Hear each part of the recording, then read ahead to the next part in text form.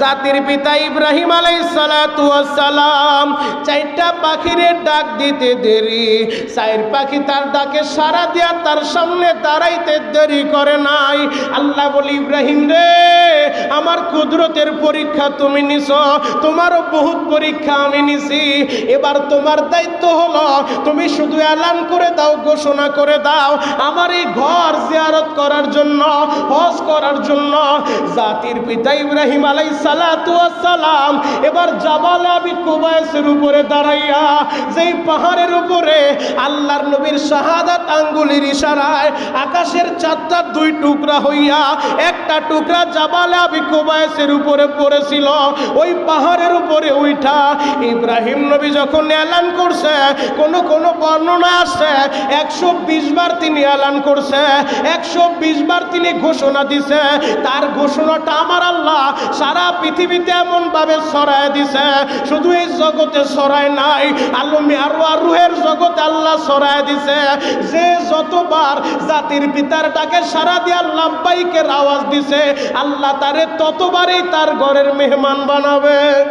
সকলে বলেন আলহামদুলিল্লাহ। সমস্ত প্রশংসার মালিককে। আপনাকে আমাকে মসজিদে আসার তৌফিক দিয়েছেন কে? যে আল্লাহ আপনাকে আমাকে তার মহান হুকুম পবিত্র জুমার নামাজ আদায়ের উদ্দেশ্যে দুনিয়ার ভিতরে সর্বোত্তম জায়গা, সর্বশ্রেষ্ঠ জায়গা মসজিদে নিয়ে এসেছেন।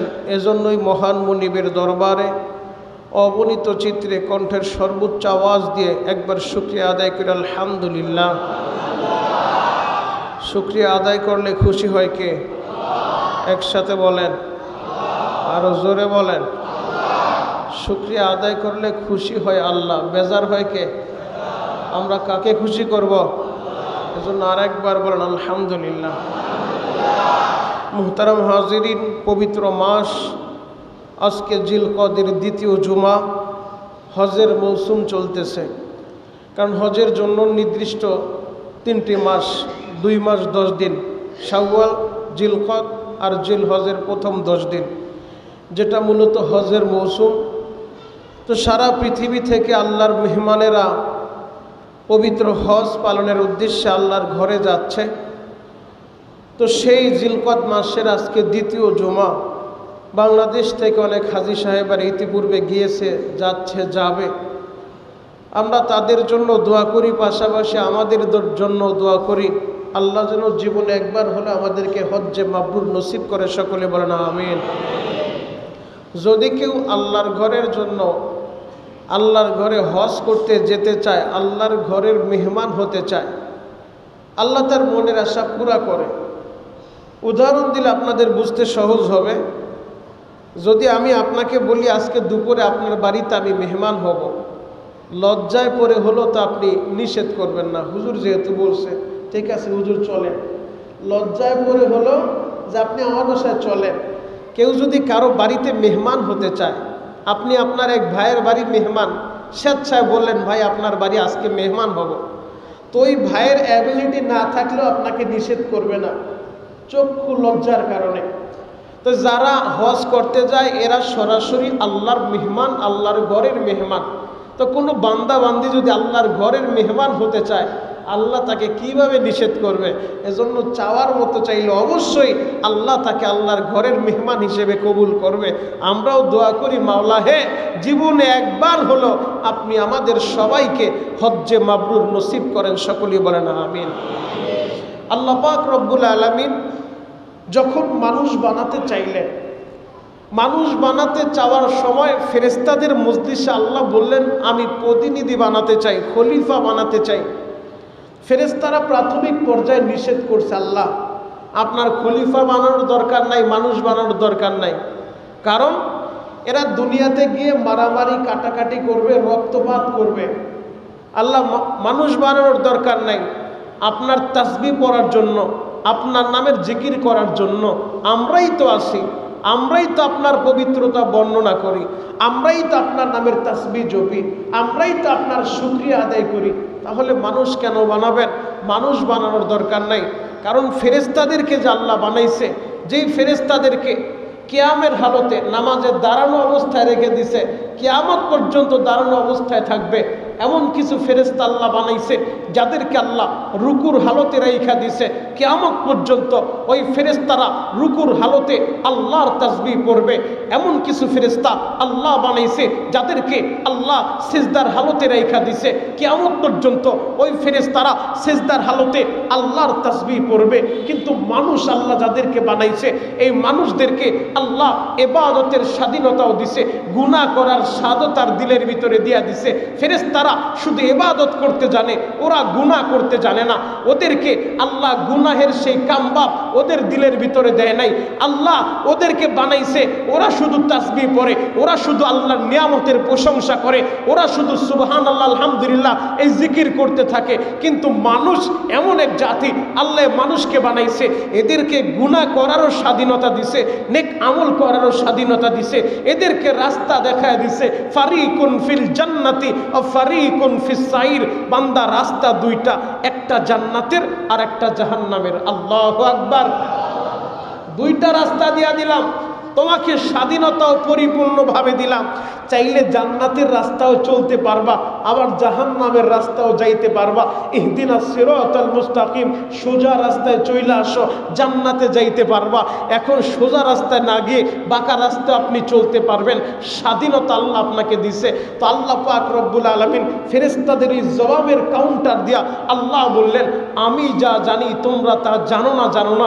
আমি সিদ্ধান্ত নিছি আদম বানাবো, বনি আদম বানাবো, আমি খলিফা বানাবো, তো আমি আল্লাহ তাদেরকে বানাবো। আল্লাহু আকবার। ফেরেশতারা যখন বুঝলো আল্লাহ তাদের কাছে পরামর্শ করছে, আল্লাহ তাদের অভিমতটা জানতে চাইছে, কিন্তু তারা যে জবাবটা দিছে এই জবাবটা ইতিবাচক ছিল না, এই জবাবটা নেতিবাচক ছিল, আল্লাহর আদেশের বিরুদ্ধে চলে গেছে। তারা যখন নিজেদের ভুলটা বুঝতে পারছে, তাৎক্ষণিকভাবে সাত আসমানের উপরে বাইতুল মামুর নামে একটা কাবা আছে, একটা ঘর আছে, আল্লাহর ঘর। ফেরেশতারা ওই বাইতুল মামুর তাওয়াফ করা শুরু করে দিল।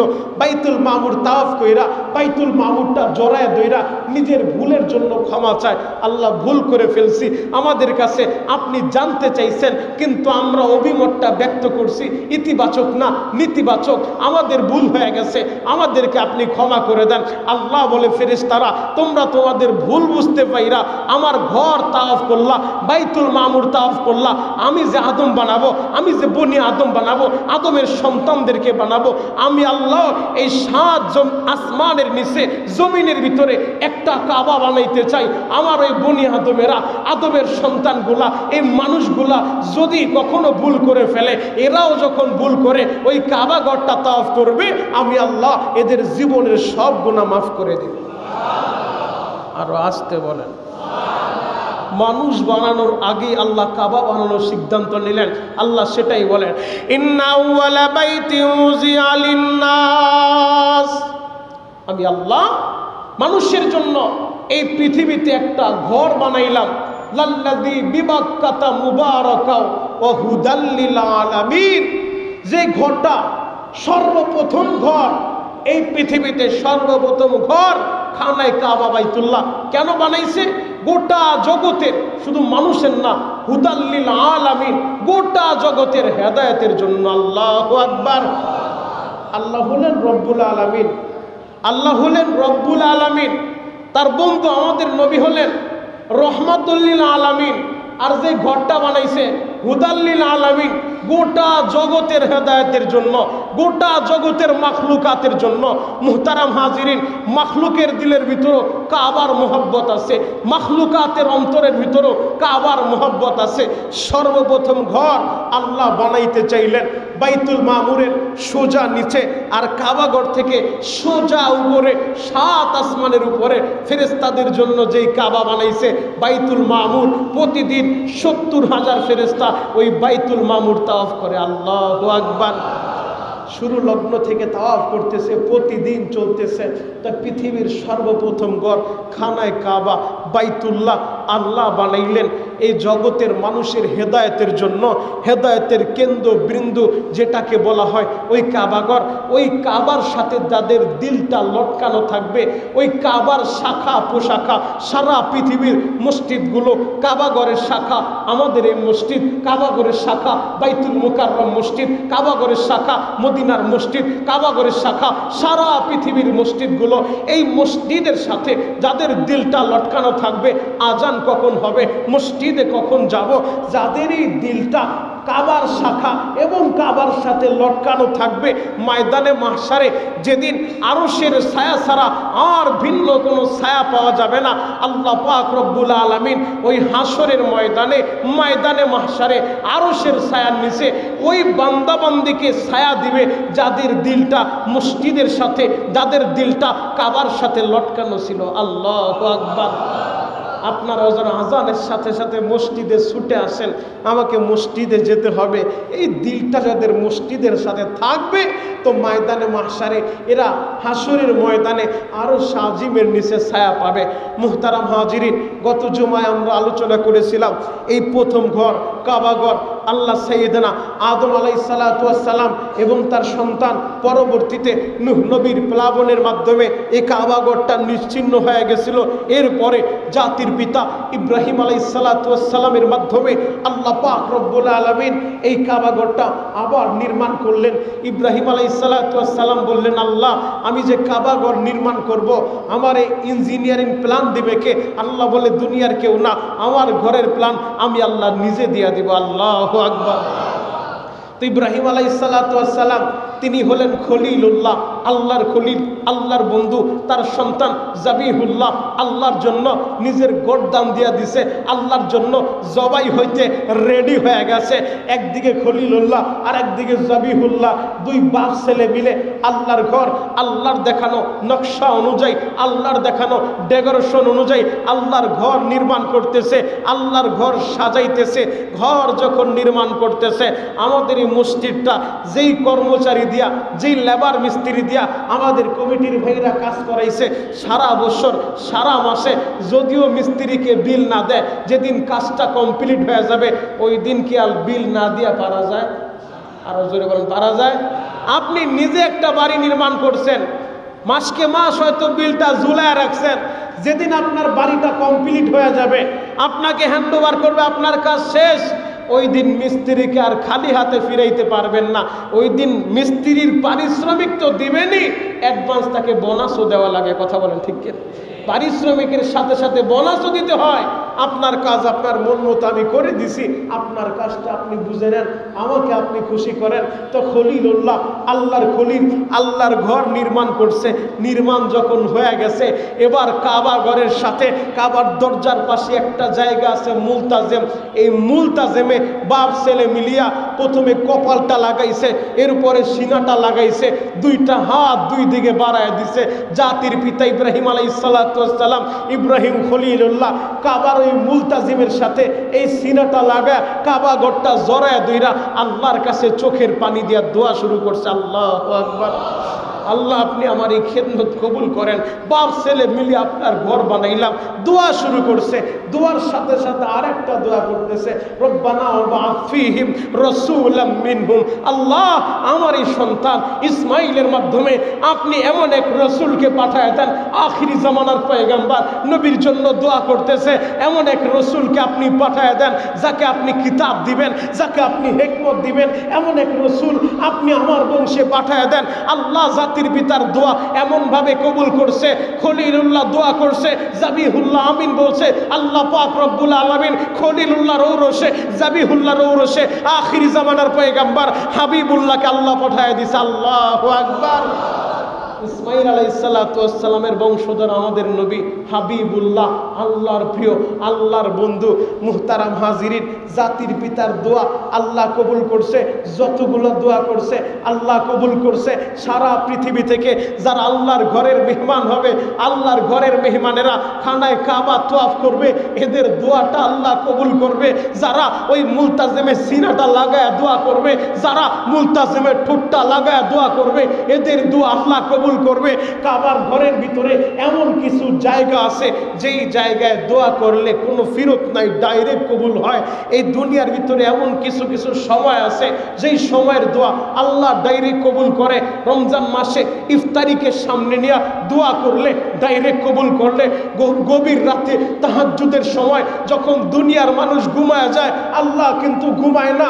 লা তাখুযুহু সিনাতু ওয়ালা নাওম। ওই গভীর রাতে আল্লাহর কাছে হাতটা উঠায় দোয়া করলে, চোখের পানিটা ছেড়ে দিলে আল্লাহ ওই দোয়াটা ফিরায় দেয় না, ওই চোখের পানি বেঈমানি করে না। ঠিক তেমনি ভাবে জুমার দিন আসরের নামাজের পরে মাগরিবের নামাজের পূর্ব মুহূর্তে দোয়া করলে আল্লাহ ফিরায় দেয় না, ডাইরেক্ট কবুল করে। এমন কিছু সময় আছে যেই সময়ের দোয়া আল্লাহ ডাইরেক্ট কবুল করে। ঠিক তেমনি ভাবে কাবা ঘরেও এমন কিছু জায়গা আছে যেই জায়গার দোয়া আল্লাহ ফিরায় দেয় না। হাতিমে কাবায় দোয়া করলে আল্লাহ ফিরায় দেয় না। যেই হাতিমে কাবাটা কাবা ঘরের একটা অংশ ছিল। কুরাইশ বংশের লোকেরা যখন তাদের হালাল উপার্জন দিয়ে, যেই টাকার ভিতরে কোনো ভেজাল নাই, নির্ভেজাল টাকা দিয়ে কাবা ঘর নির্মাণ করতেছিলেন, পরিপূর্ণ যেই কাবার জায়গাটা, হাতিমে কাবার যেই জায়গাটা দেখেন ত্রিভুজের মতো খালি আছে, এই জায়গাটা কাবা ঘরের অংশ। তো তাদের টাকা, যেই পরিমাণ টাকা দরকার পরিপূর্ণ জায়গাটায় ঘর নির্মাণ করার জন্য, হালাল ওই পরিমাণ টাকা নাই। কি করবে? এজন্য ওই জায়গাটুক বাদ দিয়া বাকি জায়গাটুক ঘর বানাইছে। তবে নবীর দিলে একটা তামান্না ছিল, যদি ওই সময়ে উপস্থিত যখন নির্মাণ কাজ করছে, যদি হালাল টাকা থাকতো পরিপূর্ণটাই কাবা ঘরের ভিতরে নিয়ে নিত। যেহেতু হালাল ওই পরিমাণ টাকা ছিল না, যার কারণে পরিপূর্ণ জায়গাটা কাবা ঘরের ভিতরে নিতে পারে নাই, ওই জায়গাটুক বাদ রেখেছে। এরপরে আল্লাহর নবী ইন্তেকালের পূর্ব মুহূর্তে আম্মা জান আয়েশার কাছে দুঃখ প্রকাশ করলেন, আয়েশা রে, যখন কাবা ঘর নির্মাণ হয়েছিল আমি চেয়েছিলাম পুরা জায়গাটা কাবা ঘরের ভিতরে নেওয়ার জন্য, কিন্তু ওই সময় অ্যাবিলিটি ছিল না, যার কারণে নিতে পারি নাই। আম্মা জান আয়েশা কথাটা রেখে দিয়েছেন। যখন আব্দুল্লাহ ইবনে জুবায়ের ক্ষমতার মসনদে বসা আমিরুল মুমিনিন, আম্মা জান আয়েশা নবীর এই দুঃখটা আব্দুল্লাহ ইবনে জুবায়েরের কাছে প্রকাশ করলেন। তিনি পুরা জায়গাটা কাবা ঘরের ভিতরে নিয়ে নিছে। ইতিহাস সাক্ষী দেয় হাজ্জাজ বিন ইউসুফ তিনিও ক্ষমতার মসনদে বসেছিলেন, আব্দুল্লাহ ইবনে জুবায়েরকে ফাঁসির কাস্টে ঝুলায় দিছে। এরপরে হাজ্জাজ বিন ইউসুফের আমলে হাজ্জাজ বিন ইউসুফ তিনি চিন্তা করলো, জুবায়ের যেই কাজটা করে গেছে ওর কাজটা আমি চাই না। আবার তিনি ওই জায়গাটুক বাদ দিয়া আবার নতুন করে নির্মাণ করলেন। হাজ্জাজ বিন ইউসুফের আমলে যেইভাবে নির্মাণ করছে এখনো পর্যন্ত ওই আদলে কাবা ঘরটা আছে। তবে যেই কথাটা বুঝাইতে চাই, হাতিমে কাবা এটাও কাবা ঘরের একটা অংশ। এই জায়গায় দোয়া করলে আল্লাহ ডাইরেক্ট কবুল করে। আরো আসতে বল, মন খারাপ, কষ্ট লাগতেছে। যারা কাবার ইতিহাস শুই না, চোখের পানি নিয়ে দরদ নিয়ে আমিন বলবেন, সুবহানাল্লাহ বলবেন, আল্লাহ জীবনে একবার হলো এদেরকে হজ্জে মাবরুর নসিব করেন। সকলেই বলেন আমিন। আরো জোরে বলেন আমিন। কাবা করে যাইতে মন চায় কি চায় না? আরো জোরে বলেন, চায় কি চায় না? তাহলে হজের মৌসুম চলতেছে, হজের মৌসুম, চোখের পানি লাগবে। চোখের পানি দিয়ে মালিকের বুঝাইতে হবে, আল্লাহ একবার হলো তোমার ঘরটা দেখাও। এমনি এমনি নবী বলে নাই, যা হাজিরা যখন হজ থেকে আসে এদের কাছে যাও দোয়া আনার জন্য, এদেরকে বলো আমার জন্য একটু দোয়া করো। এমনি এমনি বলে নাই। কেন বলছে জানো? এই হাজিরা যে তাওয়াফ করছে এদের কদমটা মাতাফের ভিতরে লাগছে। এই হাজিরা সাফা মারওয়ায় সাই করছে, এদের কদমটা সাফা মারওয়ায় লাগছে। এই হাজিরা যখন কাবাটা জড়ায় ধরছে, কাবার সাথে এদের শরীরের অংশ লেগে গেছে। এই হাজি যখন কাবা ঘরে চুমু খাইছে, কাবার গিলাফের সাথে হাজির ঠোঁটটা লেগে গেছে। এই হাজি যখন হাজর আসওয়াদে চুমু খাইছে, হাজির ঠোঁটটা হাজর আসওয়াদে লেগে গেছে। এজন্য আল্লাহ নবী বলে, হাজি হজ থেকে আসছে, আরে বাড়ি ঢোকার আগে তুমি তাড়াতাড়ি যাও, হাজিরে বলো, হাজি হাতটা উঠে আমার জন্য দোয়া করো। আল্লাহু আকবার।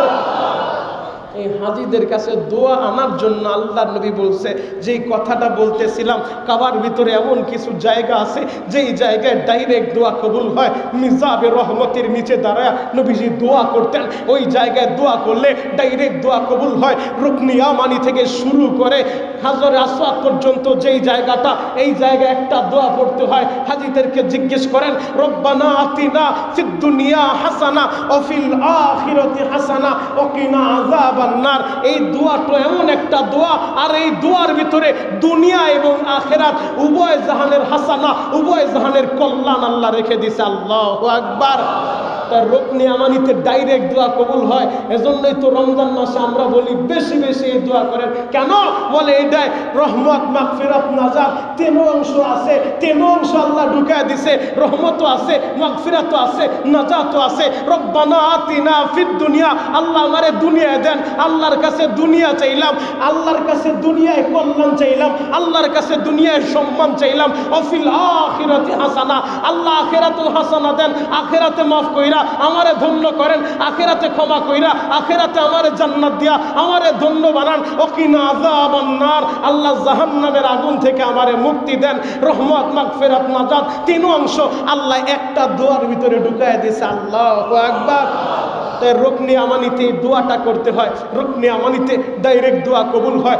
আরাফার ময়দানে, খোলা ময়দানে, খোলা আসমানের নিচে দাঁড়ায় হাজি যখন দোয়া করে ওই জায়গাও ডাইরেক্ট দোয়া কবুল হয়ে যায়। যখন জাবালে রহমতের উপরে উইটা হাজিরা দোয়া করতে থাকে ওই জায়গার দোয়া ডাইরেক্ট কবুল হয়ে যায়। মুহতারাম হাজিরিন, হজের মৌসুমে এজন্য আপনাদেরকে অনুরোধ করব, যদি কেউ আল্লাহর ঘরের মেহমান হইতে চায় আল্লাহ তাকে মাহরুম করবে না। আল্লাহ লজ্জায় পড়ে হলো তাকে আল্লাহর ঘরের মেহমান বানাবে। আল্লাহ আমাদেরকে আপনার ঘরের মেহমান বানান। চিৎকার মেরে বলেন আমিন। যেই কাবা ঘর ধ্বংস করতে এসেছিল বাদশা আব্রাহা, আল্লাহ আব্রাহাকে ফাইনাল করে দিছে। আল্লাহর ঘরের সাথে দুশ্মনী রাখলে, আদাওয়াতি রাখলে এদের পরিণাম ভালো হয় না, ভালো হয় না। আল্লাহর ঘরের বিরোধিতা করলে এদের পরিমাণ ভালো হয় না। ওমাকারু ওমাকারাল্লাহ আল্লাহু খায়রুল মাকিরিন। আরে তোমরা কত ষড়যন্ত্র আর চক্রান্ত করবা, আল্লাহ হলেন সর্বোত্তম পরিকল্পনাকারী। আল্লাহু আকবার। মুহতারাম হাজিরিন, জাতির পিতার দোয়া করতেছেন, জাতির পিতার দোয়াগুলো আল্লাহ কবুল করছে। ইসমাইল আলাইহিস সালাতু ওয়াস সালাম দোয়া করছে, তার দোয়া কবুল করছে। মা হাজেরা দোয়া করছে, তার দোয়া কবুল করছে। আল্লাহ তাদের দোয়াগুলা ডাইরেক্ট কবুল করে নিছে। আম্মা জান সারা দোয়া করছে, তার দোয়াগুলা আল্লাহ ডাইরেক্ট কবুল করে নিছে। আল্লাহ যখন বলছে ইব্রাহিম রে কাবাঘর নির্মাণ হয়েছে, দোয়া করলা, দোয়াও কবুল করে নিলাম। ও ইব্রাহিম, এবার তুমি সারা পৃথিবীতে এলান করে দাও। তিনি বলেছিলেন আমার কিভাবে শুনবে? আল্লাহ বলে আযান দেওয়া তোমার কাজ, তোমার কাজ হলো এলান করা, পৌঁছানোর দায়িত্ব আমি আল্লাহ। আল্লাহ তো ইব্রাহিম নবীকে বলেছেন ইব্রাহিম রে তুমি আমার কুদরতের পরীক্ষা নিয়েছ, আমিও তোমার পরীক্ষা নিয়েছি। কত কুদরতের পরীক্ষা! ইব্রাহিম আলাইহিস সালাতু ওয়াস সালাম একবার আল্লাহকে বলে আল্লাহ আপনি যে মরা মানুষকে জীবিত করেন আমি একটু দেখতে চাই, আমারে দেখান। আল্লাহ বলে ইব্রাহিম রে তোমার কি বিশ্বাস হয় না? বলে আল্লাহ বিশ্বাস তো অবশ্যই হয়, তবে লিয়াতমাইন্না কলবি, আমি আমার আত্মার প্রশান্তির জন্য একটু দেখতে চাই আপনি মরাকে কিভাবে জীবিত করবেন। আল্লাহ বলে ইব্রাহিম দেখতে চাও? হ্যাঁ আল্লাহ দেখতে চাই। তাহলে তুমি 4টা পাখি পুষতে থাকো, ওই পাখিগুলা লালন পালন করো। যখন তোমার আয়ত্তে চলে আসবে তুমি ডাক দিলে পাখিগুলা সুইটা আসবে, এমন যখন হয়ে যাবে তখন আমাকে জানাইবা। আল্লাহর আদেশ পায়া 4টা পাখি, জাতির পিতা ইব্রাহিম আলাইহিস সালাতু ওয়াস সালাম, মুসলিম মিল্লাতের পিতা ইব্রাহিম আলাইহিস সালাতু ওয়াস সালাম 4টা পাখি পুষতেছেন। এখন ডাক দিলে পাখিগুলা চইলা আসে, ডাক দিলে পাখিগুলা তার ডাকের সাড়া দেয়। এবার বলে আল্লাহ পাখিগুলা আমার আয়ত্তে চলে আসছে। আল্লাহ বলে পাখিগুলা জবাই করো, এরপরে গোশতগুলা ছিন্ন ভিন্ন করে 4টা পাখি এক জায়গায় মিক্স করতে থাকো। ইব্রাহিম আলাইহিস সালাতু ওয়াস সালাম আল্লাহর আদেশ পায়া 4টা পাখি ছিন্ন বিচ্ছিন্ন করে এক জায়গায় মিক্স করছে। আল্লাহ বলে 4টা ভাগ করো, সমানভাবে 4টা ভাগ করে 4 পাহাড়ের উপরে রাইখা দাও। এবার 4 পাহাড়ের উপরে ছিন্ন ভিন্ন হাড্ডিগুলা গোশতগুলা মিক্স করে 4 পাহাড়ে রাইখা দিছে। এবার আল্লাহ বলি ইব্রাহিম রে পাখিগুলাকে তুমি ডাক দাও। ইব্রাহিম নবী যখন পাখিগুলাকে ডাক দিছে, ডাক দিতে দেরি পাখিগুলা 4 পাহাড়ে 4 জনের 4টা পাহাড়ে এক পাহাড়ের ভিতরে কারো পা গেছে, কোনো পাহাড়ে কারো পা গেছে, কোনো পাহাড়ে কারো মাথা গেছে, কোনো পাহাড়ে কারো বডি গেছে। এই ছিন্ন ভিন্ন অংশগুলা ডাক দেওয়ার সাথে সাথে আল্লাহ তাদেরকে একত্রিত কইরা ইব্রাহিম নবীর সামনে উপস্থিত কইরা দিছে। আরো জোরে বলেন আল্লাহ পারে কি পারে না? আরো জোরে বলেন পারে কি পারে না? জাতির পিতা ইব্রাহিম আলাইহিস সালাতু ওয়াস সালাম চারটা পাখিরে ডাক দিতে দেরি, চার পাখি তার ডাকে সাড়া দিয়া তার সামনে দাঁড়াইতে দেরি করে নাই। আল্লাহ বলি, ইব্রাহিম রে, আমার কুদরতের পরীক্ষা তুমি নিছো, তোমারও বহুত পরীক্ষা আমি নিছি। এবার তোমার দায়িত্ব হলো তুমি শুধু এলান করে দাও, ঘোষণা করে দাও, আমার এই ঘর জিয়ারত করার জন্য, হজ করার জন্য। জাতির পিতা ইব্রাহিম আলাইহিস সালাতু ওয়াস সালাম এবার জাবাল আবি কুবাইসের উপরে দাঁড়াইয়া, যেই পাহাড়ের উপরে আল্লাহর নবীর শাহাদাত আঙ্গুলের ইশারায় আকাশের চারটা দুই টুকরা হইয়া একটা টুকরা জাবাল আবি কুবাইসের উপরে পড়েছিল, ওই পাহাড়ের উপরে উঠা ইব্রাহিম নবী যখন এলান করছে, কোন বর্ণনা আছে 120 বার তিনি এলান করছে, 120 বার তিনি ঘোষণা দিছে। তার ঘোষণাটা আমার আল্লাহ সারা পৃথিবীতে এমন ভাবে ছড়ায় দিছে, শুধু এই জগতে ছড়ায় নাই, আলমে আর রুহের জগতে আল্লাহ ছড়ায় দিছে। যে যতবার জাতির পিতার ডাকে সারা দিয়ে লাব্বাইকের আওয়াজ দিছে, আল্লাহ তারে ততবারই তার ঘরের মেহমান বানাবে। আরো জোরে বলেন। যদি 10 বার ডাকের জবাব দিয়া থাকে, আল্লাহ তার 10 বার নিয়ে যাইব। 70 বার ডাকের জবাব দিছে, আল্লাহ 70 বার নিয়ে যাবে। আল্লাহ, আমরা জানি না আমরা ডাকের জবাব দিছি কিনা, মনের ভিতরে থাকতে পারে হুজুর আমি তো জানি না, চোখের পানি দিয়া দরখাস্ত দেন, মাওলা হে একবার হলো আপনার ঘরের মেহমান বানান, হজ্জে মাবরুর নসিব করেন। সকলে বলেন আমিন। তাহলে কাবার প্রেম অন্তরের ভিতরে রাখার দরকার আছে না নাই? কাবার মোহাব্বত, মদিনার মোহাব্বত, মদিনাওয়ালার মোহাব্বত যেই দিলের ভিতরে থাকবে, এই দিলটা ময়দানে মাহশারে হাসতে হাসতে জান্নাতে যাবে। আর যারা আদোয়াতি করবে, আর যারা দুশ্মনী করবে, এদের ভয়াবহ পরিণাম দুনিয়াতে হয়ে যাবে। এদের লাঞ্ছিত অবস্থা দুনিয়ার মানুষ চেয়ে চেয়ে দেখবে। যেমন এক ঘটনা ঘটাইছে, বাদশাহ আবরাহা ইয়ামান থেকে 50,000 বাহিনী নিয়া, বিশাল হস্তি বাহিনী নিয়া, হাতি বাহিনী নিয়া, আরবিতে ফিলুন হচ্ছে হাতি। পবিত্র কোরআনের 114 সূরা, 114 সূরার ভিতরে একটা সূরা আল্লাহ নাজিল করছে, যেই সূরার নাম সূরাতুল ফিল। আপনারা শুনছেন সবাই? সূরা ফিল নামে একটা সূরা আছে, আপনারা জানেন? সূরাতুল ফিল। আরো সহজে বলি, আলাম তারা কাইফা ফাআলা রাব্বুকা বিআসহাবিল ফিল। এই যে আলাম তারা সূরা, এই সূরাটা আল্লাহ নাজিল করছে এই হাতি বাহিনীর জন্য। কিভাবে নাজিল করছে? আমার নবী দুনিয়ায় কিন্তু এখনো আসে নাই, আমার নবী দুনিয়া আসার 55 দিন আগের কথা বলছি।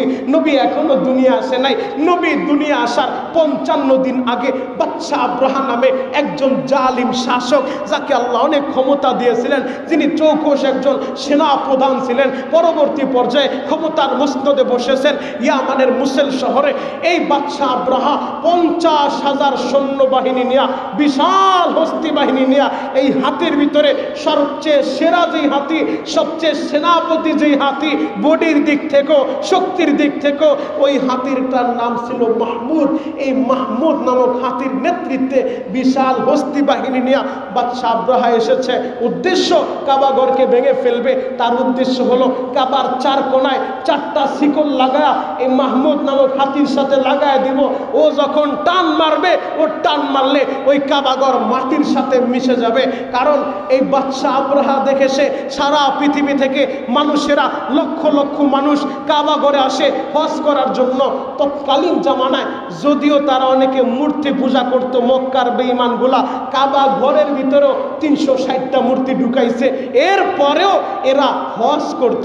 এরা যখন কাবা তাওয়াফ করত, এদের ধারণা ছিল যেই পোশাক পরে আমি একটা গুনাহ করছি, ধরেন এই পোশাক পরে একটা মিথ্যা কথা বলছি, এই পোশাক পরে সুদে টাকা লাগাইছি, এই পোশাক পরে আমি একটু হারাম খাইছি, তারা চিন্তা করত যেই পোশাক পরে আমি মিথ্যা বললাম, যেই পোশাক পরে আমি হারাম খাইলাম, এই পোশাক পরে আল্লাহর ঘর তাওয়াফ করব কিভাবে? তাহলে কি করা যায়? বলে এই পোশাকটাই হলো পরিপূর্ণ উলঙ্গ হয়ে যাও, উলঙ্গ হয়ে এরপরে কাবা তাওয়াফ করতে থাকো, কারণ এই হারাম পোশাক আমার শরীরে লাগানো যাবে না। এরা এই ল্যাংটা হয়ে এরপরে তাওয়াফ করতে থাকতো। তো মুহতারাম হাজিরিন, যেটা বুঝাইতে চাই যে আল্লাহর নবী দুনিয়ায় এখনো আসে নাই, নবী দুনিয়া আসার 55 দিন আগের কথা বলছি।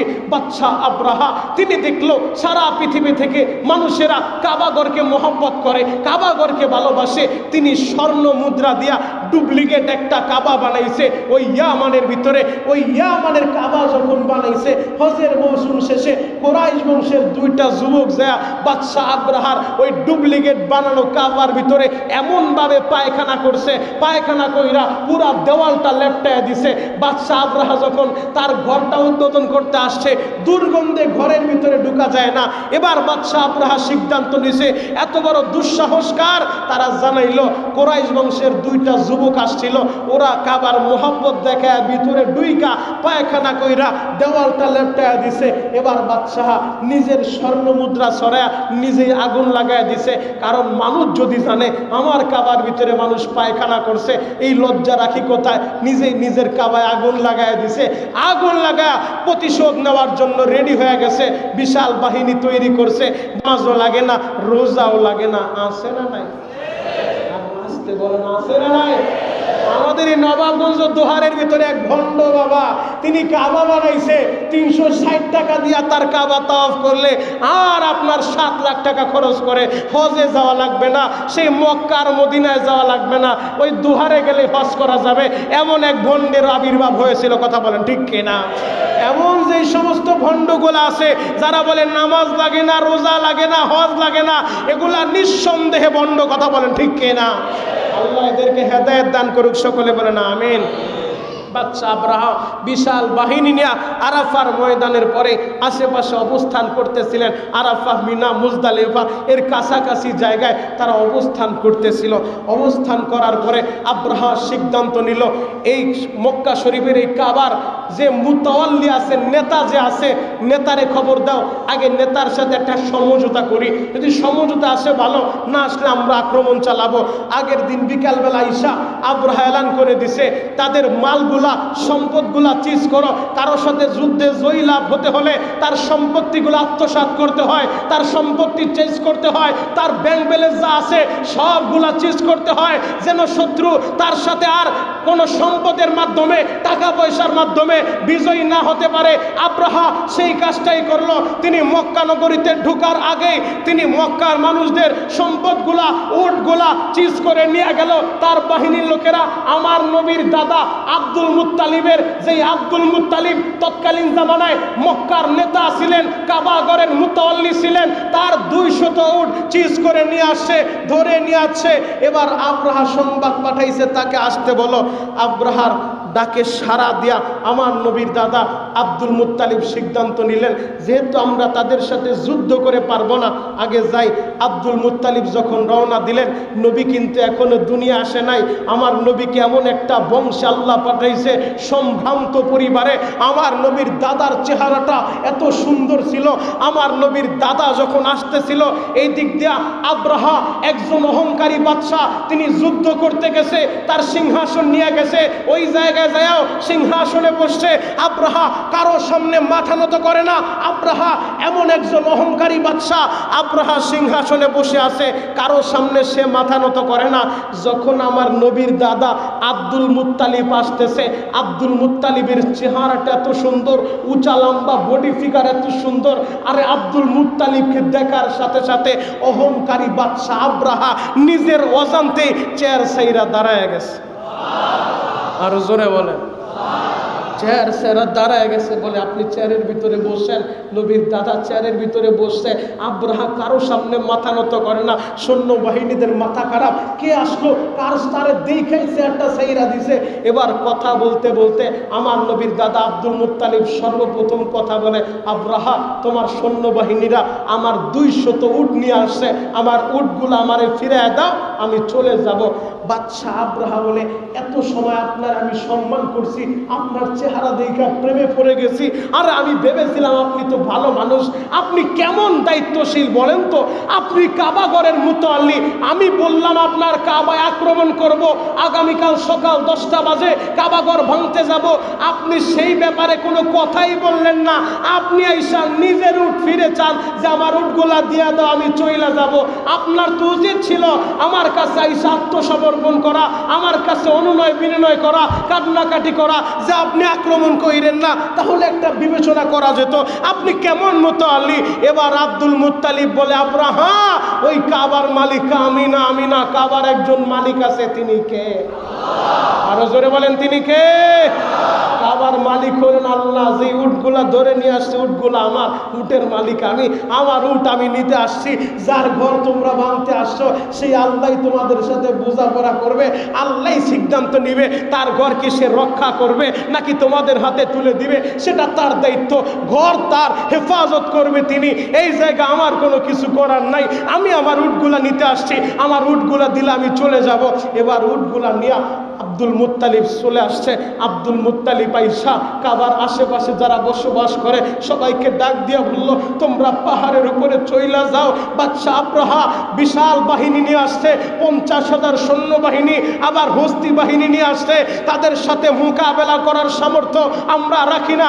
অতএব তোমাদের সামানপত্র নিয়া, বাচ্চা কাচ্চা নিয়া তোমরা পাহাড়ের উপরে চইলা যাও। পাহাড়ের উপরে যে অপেক্ষা করো, আগামীকাল সকাল 10টা বাজে বাদশা আব্রাহা কাবা ঘরের উপরে আক্রমণ করবে। এই এলানটা দেয়া দিছে। কাবার আশেপাশে যারা বসবাস করে সবাই বাল বাচ্চা পরিবার পরিজন নিয়ে পাহাড়ের উপরে চইলা যায়। ইন দ্য মিন টাইমে আব্দুল মুত্তালিব চিন্তায় পড়ে গেল, আমার দাদু ভাই দুনিয়া আসার সময় হয়ে গেছে, মাত্র 55 দিন বাকি। 55 দিন পরেই আমার নবী দুনিয়ার ভিতরে আসবে। আমিনার ঘরের দরজার সামনে দাঁড়া আব্দুল মুত্তালিব বলে, আমিনা রে, ঘরটা তুমি সাইরা দাও, পাহাড়ের উপরে চলে যেতে হবে। আগামীকাল এই কাবার আশপাশে যারা থাকবে হয়তো এরা সুস্থ থাকতে পারবে না, এই জায়গা আক্রমণ করবে বাদশা আব্রাহা। আমার নবীর মা আমেনা বলে, আব্বাজান আপনি তাদেরকে প্রতিবাদ করেন নাই? বলে, না, তাদের সাথে যুদ্ধ করার সামর্থ্য আমাদের নাই, মা তুমি বের হয়ে যাও। আমেনা বলে, আব্বাজান আপনি অপেক্ষা করেন। মা আমেনা কাবার ঘরের দরজার সামনে যায়, আল্লাহর নবী তো মা আমেনার গর্বে, ওই গর্বের ভিতরে হাত দিয়ে বলে, ও খানায় কাবার মালিক, যেই সন্তান আমার গর্বে, এই সন্তান গর্বে আসার পরে গায়েব থেকে আওয়াজ দেয়া বলে, আমেনা বেশি খাবার খাইবা না, আমার বন্ধু কষ্ট পাবে। আমি যখন রাস্তায় বের হই মেঘমালা ছায়া দেয় আমারে, আমি যখন রাস্তায় বের হই তখন গায়েব থেকে আওয়াজ আইসা বলে, আমেনা ভারী বোঝা কাঁধে নিবা না, বন্ধু কষ্ট পাবে। আমি যখন শুইতে যাই গায়েব থেকে আওয়াজ আইসা বলে, আমেনা বুট হয়ে শুইবা না, আমার বন্ধু কষ্ট পাবে। এই বন্ধু কষ্ট পাইলে যদি তুমি কষ্ট পাও, এই তোমার বন্ধুর দোহাই দিয়া বলছি, আমার স্বামী তো আমারে বলে গেছে, আমেনা রে, আমার জন্মভূমি, আমার এই ঘরটা ছাইরা কোথায় যায় না, আমার সন্তানদের রাইখা অন্যত্র বিবাহ বইসা না। এই বন্ধুরে কষ্ট দিলে তুমি যদি কষ্ট পাও, এই বন্ধুর দোহাই দিয়া বলছি, আল্লাহ তোমার ঘরটা তুমি হেফাজত করো, তুমি হেফাজত করো, তুমি হেফাজত করো। মা আমেনা চোখের পানি দিয়া যখন কাবার মালিকের ডাক দিছে, যুবক ভাইরা রে, মা আমেনার ডাকটা এমন কঠিন ডাক গো বাবা। মা আমেনা বলে, কাবার মালিক রে, বন্ধু কষ্ট পাইলে যদি তুমি কষ্ট পাও, এই বন্ধুর দোহাই দিয়া বলছি, আমি আমার স্বামীর রেখে যাওয়া ঘর, এই ঘর ছাইরা যাব না। আল্লাহ তোমার ঘর তুমি রক্ষা করো, তোমার বন্ধুর দোহাই দিয়া বলছি। ও যুবক ভাইরা, পরদিন সকালবেলা মানুষগুলো অপেক্ষা করতেছিল কিভাবে কাবাঘর ধ্বংস করে দেখার জন্য। এই দিক দিয়ে আমার আল্লাহ যাকে যাকে পাখি পাঠায় দিছে, ও আরসালা আলাইহিম তৈরন আবাবিল, যাকে যাকে পাখি পাঠায় দিছে, যেই পাখিগুলা এক একটা পাখির মুখের ভিতরে একটা বোম, দুই পায়ের ভিতরে একটা বোম, 3 টুকরা করে ছোট্ট ছোট্ট পাথরের টুকরা। এই পাথরের টুকরাগুলা অ্যাটম বোমার চাইতে এত ভয়ঙ্কর ছিল। ওই যাকে যাকে পাখিগুলা একটা করে পাথরের টুকরা যখন ছাইরা দেয়, যেই হাতির মাথার ভিতরে পড়ে, সাথে সাথে হাতিটা দুনিয়া থেকে বিদায় নেয়। আরো জোরে বলেন। যুদ্ধ শুরু হওয়ার আগেই আল্লাহ আরসালা আলাইহিম তৈরন আবাবিল, যাকে যাকে পাখি পাঠাইছে। বাদশা আব্রাহা সকালবেলা হস্তি বাহিনীর প্রধান যে হাতি মাহমুদ নামক হাতিকে যতই টানাটানি করে, হাতি তো আর সামনের দিকে আগায় না। ডান দিকে বললে ডান দিকে যায়, বাম দিকে বললে বাম দিকে যায়, পিছন দিকে বললে পিছন দিকে যায়, কিন্তু কাবার দিকে একটা কদমও সামনে অগ্রসর হয় না। আল্লাহু আকবার। নেতা যেই হাতি, নেতা হাতি, হস্তি বাহিনীর প্রধান মাহমুদ নামক হাতি, ও কাবাগরের দিকে যতই ওরা আঘাত করে কাবার দিকে এক কদম সামনে পারে না। ডান দিকে বললে ডান দিকে যায়, বাম দিকে ইশারা করলে বাম দিকে যায়, পিছন দিকে যায়, কাবাগরের দিকে একটা কদম সামনে অগ্রসর হয় না।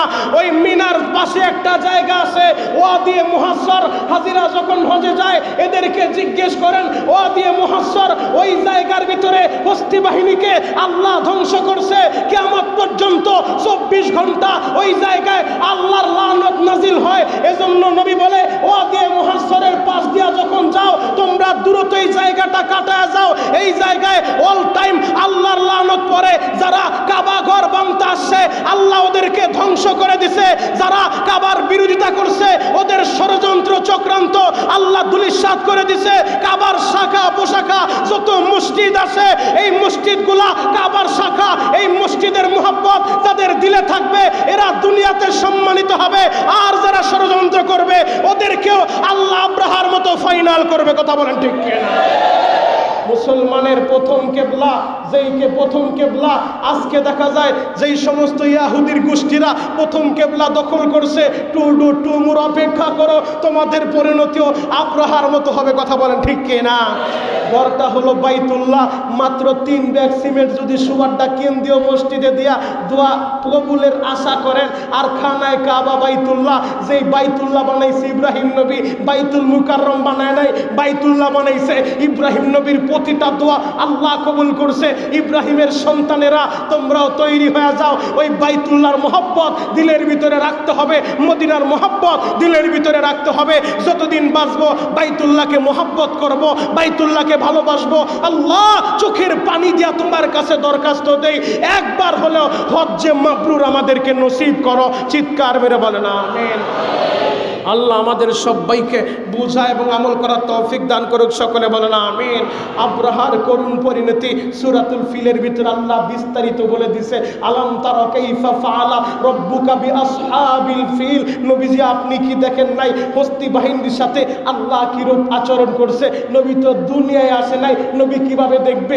ঘটনাটা এমন ভাবে প্রসিদ্ধ ছিল, না দেখলেও কেমন যেন দেখার মতো। নবী আপনি কি দেখেন নাই হস্তি বাহিনীর সাথে আল্লাহ কিরূপ আচরণ করছে? আল্লাহ এদেরকে এমন ভাবে ধ্বংস করছে, একটা গরু যখন ঘাস চিবায় চিবায় ফেলে দেয়, গরুর চিবানো ঘাসের মতো হস্তি বাহিনীকে আল্লাহ একেবারে ধূলিসাৎ করে দিছে। আল্লাহু আকবার। আল্লাহ পাক রব্বুল আলামিন আমাদের সবাইকে বুঝা এবং আমল করার তৌফিক দান করুক, সকলে বলেন আমিন। রব্বানা যালামনা আনফুসানা ওয়া ইল্লাম তাগফির লানা وترحمنا لنكونن من الخاسرين ربنا اغفر لنا ولوالدينا رب ارحمهما كما ربياني صغيرا رب العالمين কুদরতের নজর দিয়ে একটা বার তাকায়া দেখা, আমি গুনাহগার, আপনার দামি বান্দাদেরকে নিয়ে হাত তুলেছি, মেহেরবানি করে আপনি আমাদের সবাইকে কবুল করে নেন। হাতটা উঠাইলে মনে পড়ে যায় মা দুঃখিনীর কথা, হাতটা উঠাইলেই মনে পড়ে যায় বাবা দুঃখ মিয়ার কথা। ও দয়ার আল্লাহ, আমাদের যাদের মা বাবা দুনিয়ার মা ছাইরা কবরে চলে গেছে, আল্লাহ মেহেরবানি করে মা বাবার কবরটা জান্নাতের বাগান বানা দেন। ও দয়ার আল্লাহ, আপনার যে বান্দার হাত উঠাইছে আল্লাহ এরা জীবনে একবার হলেও হজ্জে মাবরুর এদেরকে নসিব করে দেয়। আল্লাহ কাবার মোহাব্বত এদের দিলের ভিতরে ঢুকা দেন। মদিনার মোহাব্বত এদের দিলের ভিতরে ঢুকা দেন মালিকেরা।